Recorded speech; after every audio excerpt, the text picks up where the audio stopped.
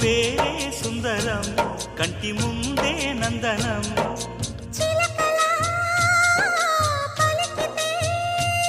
ఉండిపోరా సంబరం గుండె కాదా మందిరం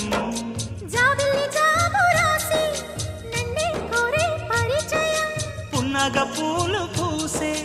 వన్నే చిన్నే రసమయం పడిన పెదవికేంటి అర్థం